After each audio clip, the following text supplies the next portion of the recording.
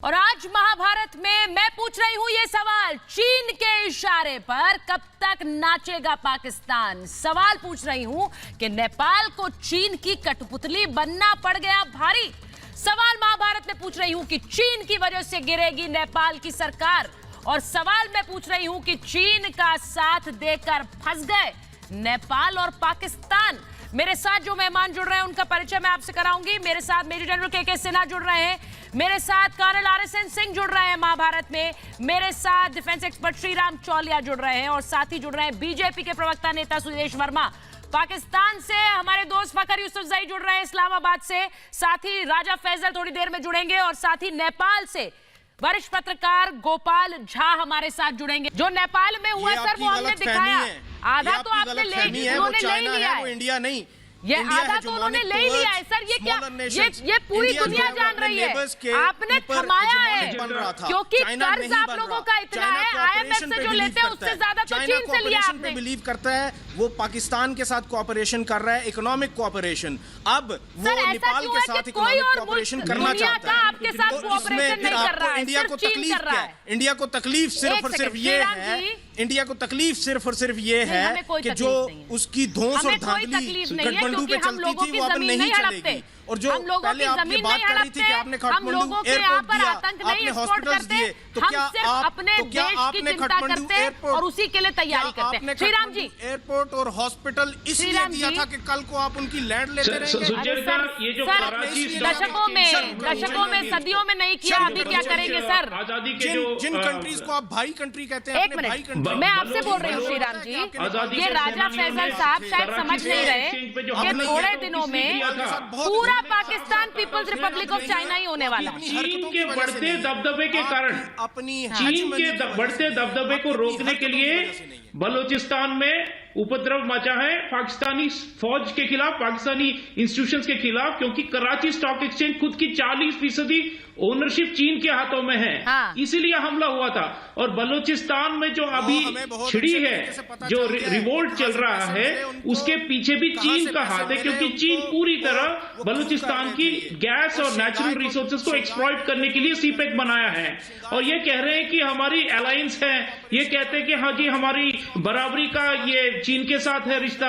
असलियत ये है कि बलोच एक ही कौम है अभी पाकिस्तान के अंदर जो उठ खड़ी हुई है, कहते हैं कि हमें चीन का कोलोनियलिज्म मैं बड़ी बात कह रही हूँ, इसीलिए बलूचिस्तान का जो मैं इससे बड़ी बात कहूंगी सर, मैं एक सवाल पूछूंगी बस। और उसी तरह नेपाल में भी जो गोपाल जी कह रहे थे वो भी गलत है, इसलिए क्योंकि चीन की जो एम्बेसी है, सबको मालूम है, RSN सिंह जी भी कह रहे थे कि वहीं पर पूरा षड्यंत्र रचा जाता है।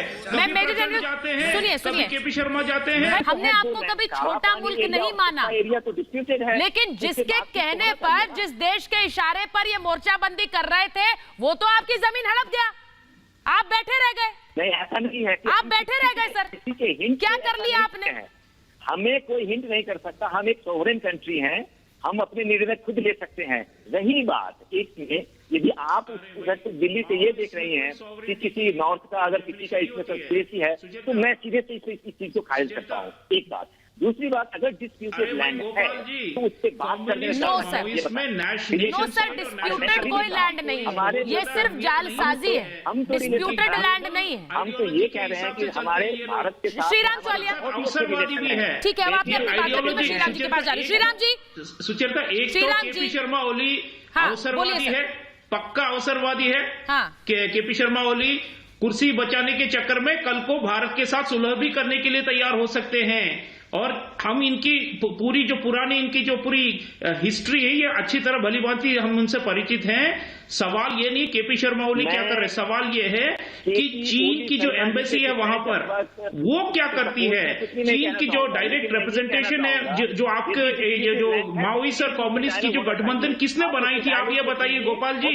इलेक्शन के बाद ये unification of the two parties ये आइडियोलॉजिकल बेसिस पे नहीं था, ये जियोपॉलिटिकल था। बाहर से चीन ने धक्का दिया, बाहर से चीन ने पैसा दिया, तभी जाकर ये बनी है और अब ये टूट रही है। ये स्वाभाविक गठबंधन नहीं थी, ये बिल्कुल एक आर्टिफिशियल कृत्रिम गठबंधन थी जो आज टूट रही है, वो तो हाथ के कगार पीछे पर है। खींच लेगा। इसमें भारत को ब्लेम कर रहे हैं केपी शर्मा ओली, क्योंकि वो जानते हैं कि बाजी हार चुके हैं। हाँ। बाजी हार चुके हैं कि सुचेता ये लोग, और अब जनता जो है, नेपाल की जनता, वो इनके सर पर चप्पल मारने के लिए तैयार है, क्योंकि एक तो कोरोना का संक्रमण हो रहा है, दूसरा बाढ़ है।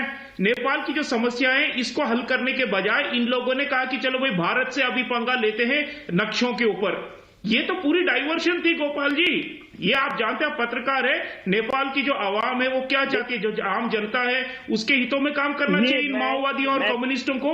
लेकिन क्योंकि ये सुदेश जी के इशारे पे नाचते हैं। एक सेकंड सर, आप लोग सब स्क्रीन पर हैं, एक साथ बोलेंगे तो किसी की बात समझ नहीं आएगी। मैं सुदेश वर्मा पर जा रही हूँ, 1 मिनट के साथ। बड़ी बात यह है कि हमने अपना रिश्ता हमेशा मुल्कों के साथ निभाया है, अगर दूसरी तरफ से निभाया नहीं जाता है तो फिर हमें जवाब देना भी आता है। बड़ी बात बस यही है।